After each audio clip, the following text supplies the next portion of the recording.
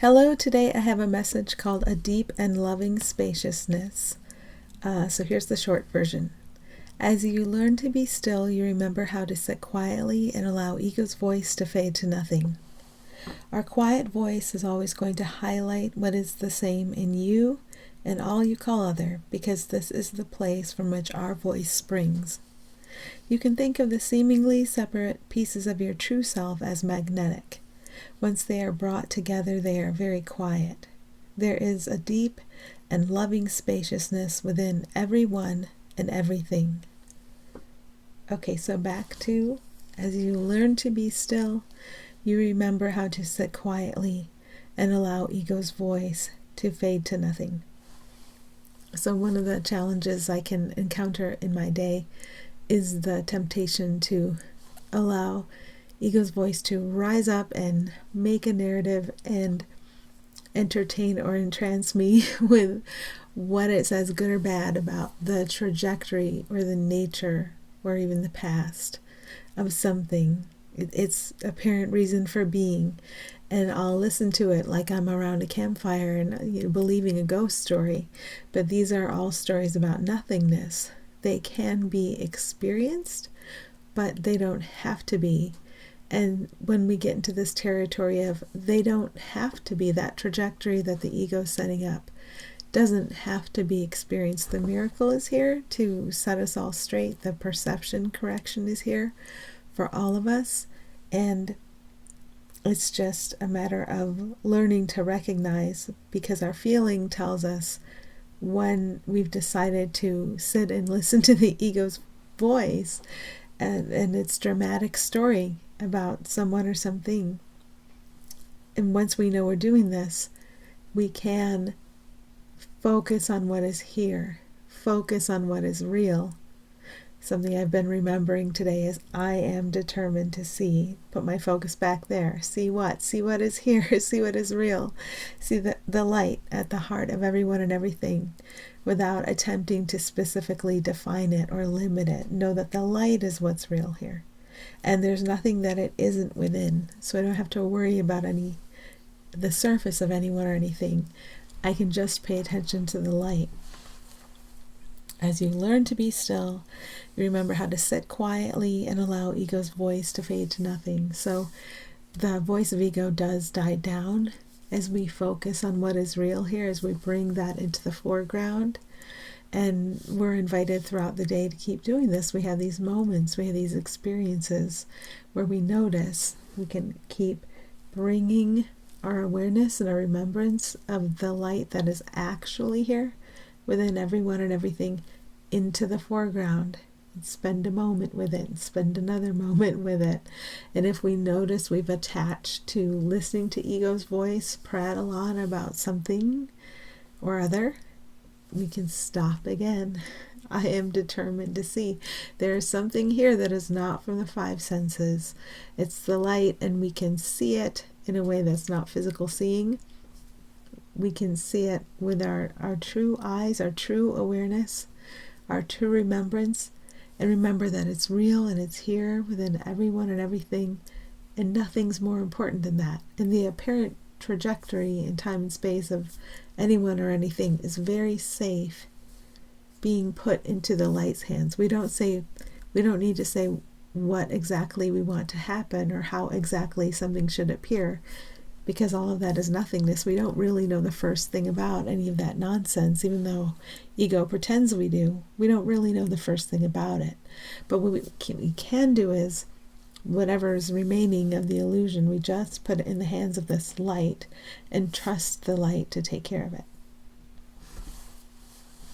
Okay, our quiet voice is always going to highlight what is the same in you and all you call other, because this is a place from which our voice springs.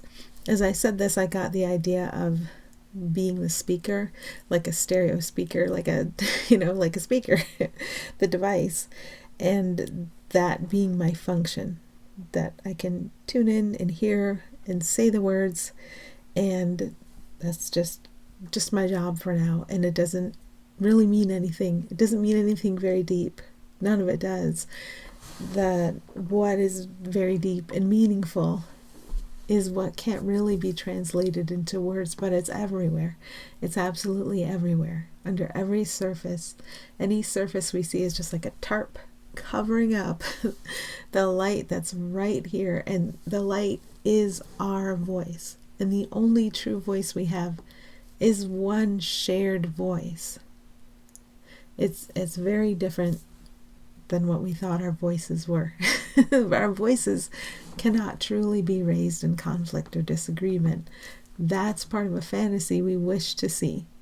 And so we can see and experience the hallucination of different voices raised in conflict and in disagreement. But all it is what I wanted to experience. And it's not very meaningful.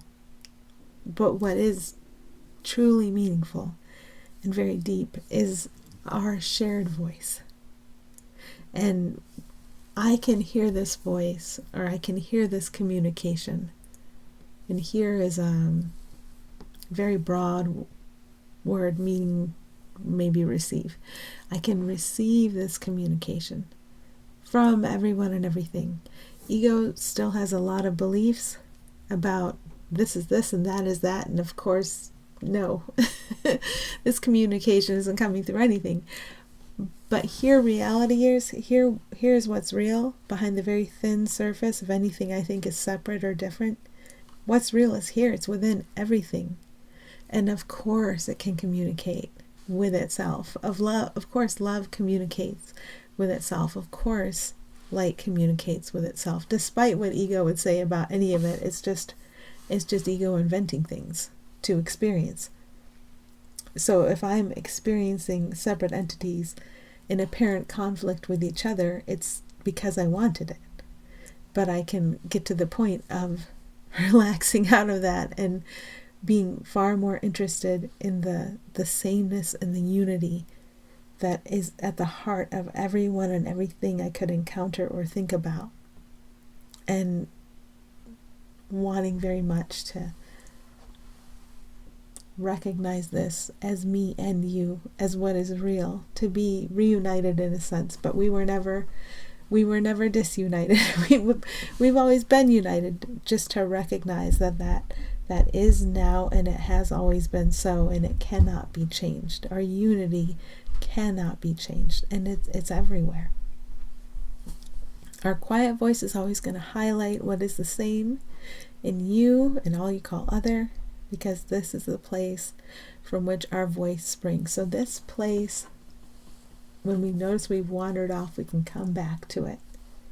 And I'm using the phrase, I am determined to see, to bring me back to it when I notice I've wandered away, or closing my eyes, or taking a breath, or resting for a moment.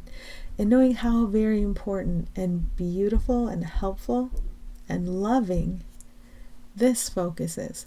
This focus isn't attached to any particular idea about time or space, or how beings are or aren't, or how they should be or shouldn't be, or any trajectory for a future, any idea about the past. None of that's here in this place. It's very open, and it's very clean, and clean is an understatement. It's not quite the right word, but it's very spacious, it's very open, it's very loving. It's just a place to rest. It's us as we are. And it's in everything. And we can keep returning and returning and returning to this place today, and resting there, and becoming willing to allow communication with what is the same in everyone and everything. And it seems from this vantage point that you allow everyone and everything to communicate with itself. So you allow everything in your environment to communicate lovingly with everything else in your parent environment. And there are no blocks to that. No blocks. There's no reason to block that. There's no reason to block harmony, happiness, divine order. There's no reason to block that. There's nothing you'd want more than that. You can think of the seemingly separate pieces of your true self as magnetic. So that helps if I'm thinking of, in terms of different things having different qualities, being in opposition to each other. If I take a look at that core or that root or that true thing about each thing that seems to be separate, and I see all of those are magnetized toward each other, and then I can see them coming toward each other. I can see them as one unified whole. So the kind of magnetic piece that's in all of us is already unified with all the other seeming pieces and everyone and everything else. It's already one whole. And that's the most important part of us. that part that's the same. That part that's magnetic. Not really. It's not separated. It seems that way right now. That's the most important thing, and we can focus on that. You can think of the seemingly separate pieces of your true self as magnetic. So capital T, capital S. That is us. There's only one. There isn't this true self and that true self. There's just one true self, and it's always been one. And in that, it's very stable, it's whole, it's reliable, it's present no matter what else seems to be present, no matter what conflict or especially good thing or especially bad thing seems to be present. This is steady. It's always been here. No matter where we think we were or what we think was happening, this has always been here, this steadiness. And now we have a better and better ability to tune into this steadiness that's here and rest in it and invite it and be willing to see this steadiness in everyone. So if you think of everyone you think of today, and it's super obvious to you that all of them are very steady, very stable. This is what's real about them. Or anything with which you have an encounter, and it's really obvious to you that the most important and clear thing about them is this deep steadiness, this reliability, this stability. That's real. It's like we allow what's real to step forward and make itself known to us. Once they are brought together, these seemingly separate pieces that have never been separated, so the bringing together is more like a remembering and an awareness, they are very quiet. So much can be, I don't know if I want to say done or accomplished, because that seems misleading, but in the quiet, in the silence, so much can be cleared up and made obvious and shown to us as healed and shown to us as whole in the quiet. So if we intentionally take many, many moments of quiet today to rest and to find our willingness to rest in this quiet and allow it to do its work. Power is quiet. And all we have to do is step back and get out of the way of power and strength that we all share, that belongs to all of us, and just let it do its work. And no one you perceive as else can prevent that, because what is the truest part of them? The truest and most real part of them is the power they are, the strength they are, the quietness within them. That's what's real. We're hallucinating everything else. There is a deep and loving spaciousness within everyone and everything. So there's a depth. If you go into the depth of anyone or anything, it's very quiet in there. There's a hush. It's bright and loving hush, or it glows. I'm trying to use words to kind of get it across, but taking time yourself to just sink into the quiet is the next step after that.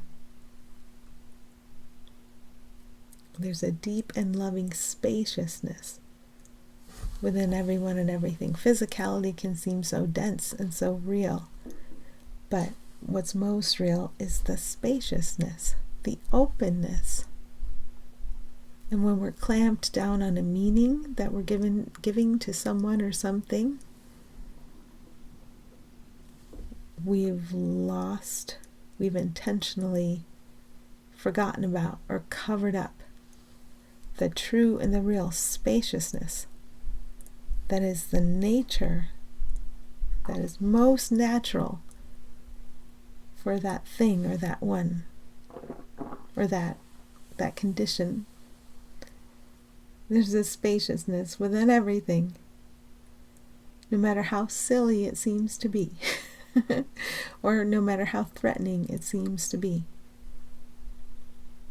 If you go into a story where, the character is looking at a dragon and they realize they just need to be quiet and it's okay and everything calms down and the dragon doesn't hurt them, it's like that. There's a deep and loving spaciousness within everyone and everything. Are we going to look at our hallucination of the tendency toward attack and assume that's what's going to happen? Or are we going to look at the reality of the spaciousness within everyone and everything without exception and rest there and invite it to come forward, invite it to come into the foreground, invite it to be in charge, invite what's most real about everyone and everything to be in charge of everything. And we don't need ego. Ego's plan for a specific person, personality, body. We don't need ego's plan for any of that. The plan of the divine is right here. And it unfurls and unfolds and corrects our perception. The more we see that we don't need any of ego's planning for any characters or any situations.